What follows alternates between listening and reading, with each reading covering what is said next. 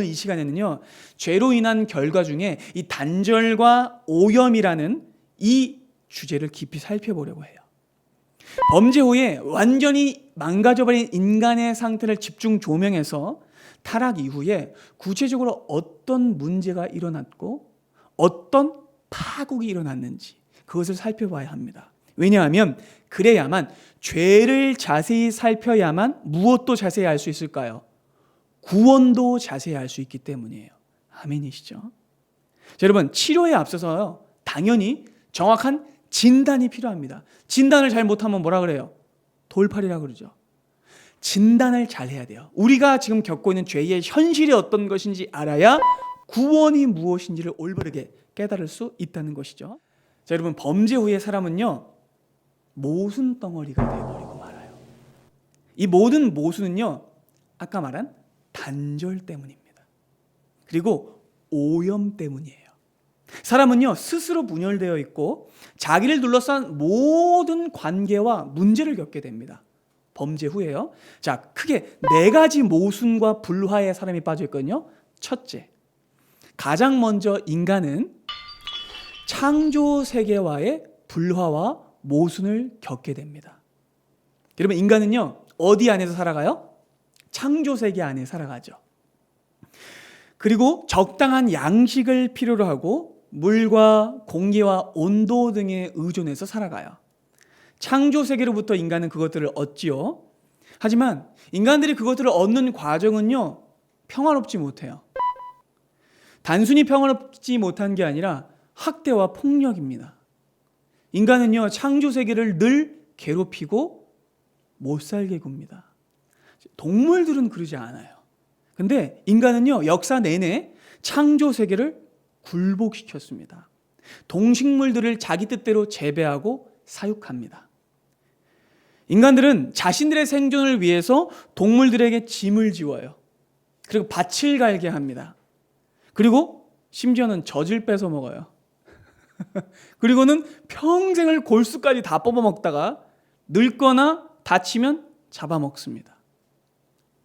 요즘은 그래도 아주 조금씩 동물의 이제 권리를 되찾는 움직임들이 조금 있다고 하지만 어쨌든 사람은요, 창조세계 안에서 동식물들을 파괴하고 학대해요. 그렇게 여러분, 인간은요, 온갖 방식을 동원해서 동식물들을 먹어치웁니다. 여러분, 그런데 그렇게 먹어대도 인간의 욕망이 채워지나요? 채워지지 않습니다. 동물의 경우는요, 물, 양식, 보금자리, 그리고 번식의 기회, 이런 것만 조금 주어지면 동물들은요, 그냥 잘 살아요. 동물들은요, 배가 부르면 사냥하지 않습니다. 아무리 손쉬운 먹잇감이 앞에 있어도 배가 부르면 그냥 쳐다봐요. 관심이 없습니다. 그런데 인간의 탐식과 탐욕은 끝이 없어요. 사람은요, 밥을 먹으면서도 밥 얘기를 해요. 내일 뭐 먹을까? 그리고 그렇게 먹고 집에 가서 또 먹방을 봐요, 자기 전에. 보면 인간은요, 먹기 위해서 먹는 것 같아요. 생존을 위해서 먹는 게 아니라 정말 먹기 위해서 먹는 것 같아요. 그런데 여러분, 그렇게 먹는다고 해서 인간이 만족합니까? 아닙니다. 절대로 그렇지 않아요. 먹고 3시간만 지나면 또 군침을 흘려요. 사람은요, 그렇게 탐식으로 완전히 오염된 존재입니다. 인간은 바로 이 채워지지 않은 욕망 때문에 일생을 고통 속에 살아가요. 평생을 자기 욕망의 본질이 뭔지도 모른 채 정복하고 소유하고 먹어치우려고만 하죠. 그러기 때문에 폭식가가 되기도 하고 술고래가 되기도 하고 성도착 환자가 되기도 합니다. 인간은 누구나 중독된 채 살아가죠. 아니라고 말하지만 분명히 사람들은요, 모두 무언가에 중독되어 있습니다. 술, 쇼핑, 음란물, 아니 그것들만 아니고 일에 중독되기도 하고요. 심지어는 무기력에 중독되기도 합니다. 그렇지 않습니까? 여러분, 근데 인간은 동물들에게만 해를 끼치는 것이 아니에요. 인간은 땅과 바다 등 창조 세계를 무분별하게 개발하고 온갖 전력 형태를 만들어서 자연을 파괴합니다.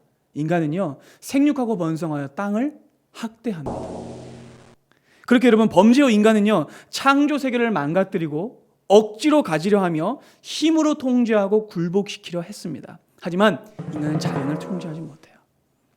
여러분, 이제껏 인간은 폭력과 기술로 자연을 압제하려고 했지만 아니요, 오히려 더 큰 부메랑을 맞게 됐어요. 자, 여러분, 우리가 지금 전 세계적으로 함께 겪고 있는 이 바이러스의 창궐은요, 인간의 자연 파괴 때문입니다. 원래 여러분, 들짐승들은요 야행성이 아니래요. 모두 그들도 주행성입니다. 그런데 그들이 인간 때문에 야행성이 된 거예요. 인간들이 낮에 활동하고 낮에 숲과 자연들을 파괴하니 동물들이 낮에는 들어가서 숨는 거예요. 그리고 밤에 나오게 된 것이죠. 결국 이 창조 질서를 거스름으로 인해서 여러분, 인간을 통해서 동물들이 변하게 된 거예요. 자, 원래 야행성이 아닌데 야행성이 되니까 극도의 스트레스를 받게 됩니다, 동물들이. 그렇게 되면서 안에서 뭐가 일어날까요? 유전자 변이가 일어나는 거예요. 그렇게 되면서 바이러스의 원산이 되는 거죠. 그리고 그 동물들도 어떻게 해요? 인간이 잡아먹죠. 무서운 지점입니다. 그 악행들이 인간에게 돌아오고 있는 거예요. 자연을 파괴한 악행들이.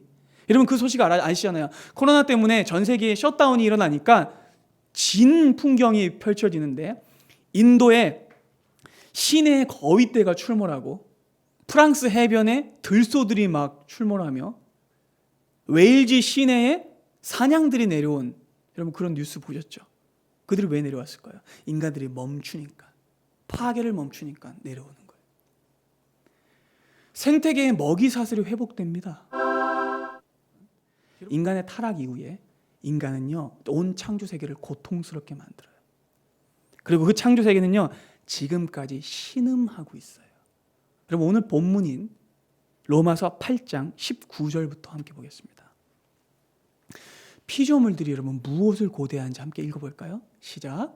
피조물이 고대하는 바는 하나님의 아들들이 나타나는 것이니 피조물이 허무한 데 굴복하는 것은 자기 뜻이 아니요 오직 굴복하게 하신 이로 말미암음이라. 그 말하는 것은 피조물도 썩어짐의 종로로 탄 데서 해방되어 하나님의 자녀들의 영광의 자유에 이르는 것이니라. 피조물이 다 이제까지 함께 탄식하며 함께 고통을 겪는 것을 우리가 아느니라. 자, 여러분, 이 19절을 필립스역, 미국의 필립스역으로 보면은 피조물들이 고대한다라는 말을 피조물들이 까치발을 들고 서서 간절하게 소망한다는 말로 번역했어요. 그러니까 지금 온 창조 세계가 인간 때문에 고통스러워하는 거예요. 여러분, 인간은 그렇게 창조 세계와 모순과 불화한 상태에 빠져 있어요.